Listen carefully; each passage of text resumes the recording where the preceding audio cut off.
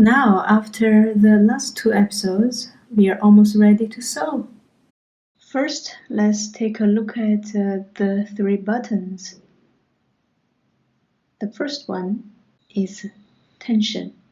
It controls the tension of the top thread.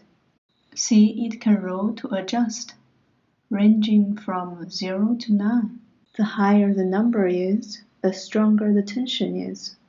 See the lines between 3, 4, and 5? It means this range is the most commonly used. Which tension to use is really depending on the material.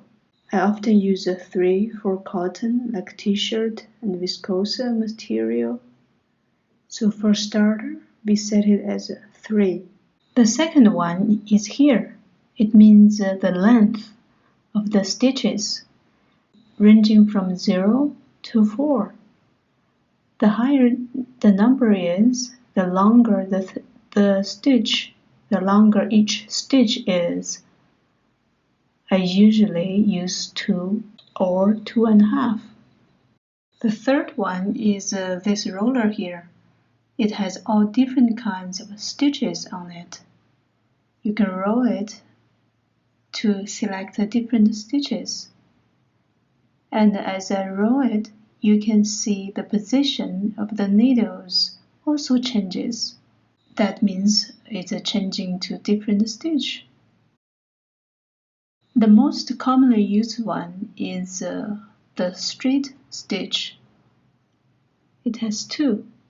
One is the needle in the center, and the other one is when the needle is positioned on the right.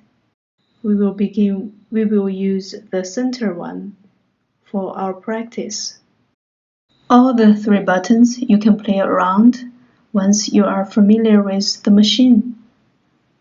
See all the detailed functions, but first let's use the basic ones to start sewing.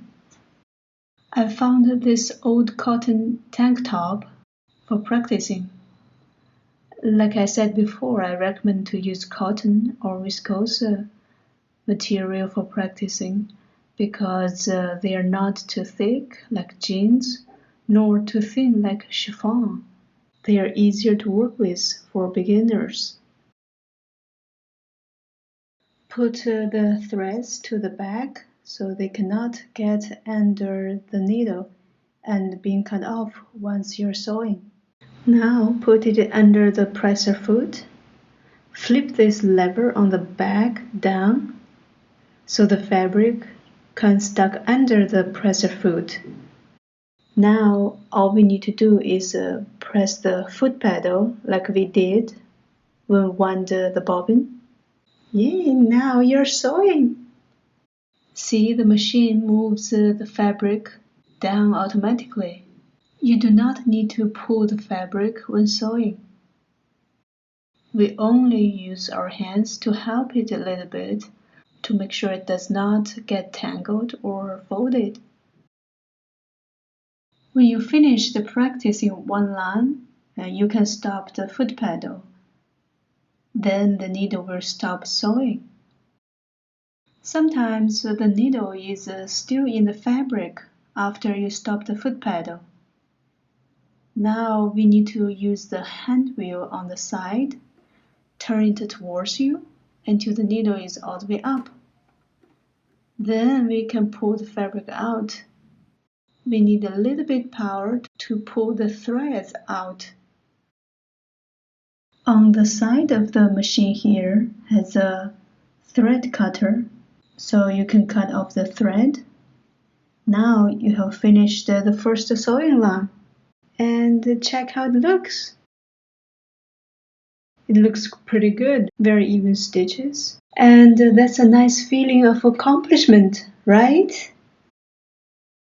Another tip I want to add is this handle here. It is for the back stitch. When you hold it down, the sewing stitch will go backwards. The most common use is to lock the stitches.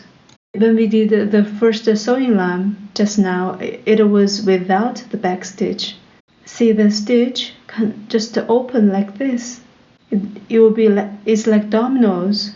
After one stitch is open, the rest can just open very soon. You don't want that. We will do a new line.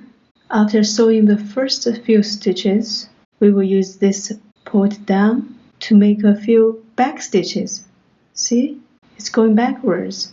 Then the stitches will be locked or intertwined together, so it does not open anymore. See?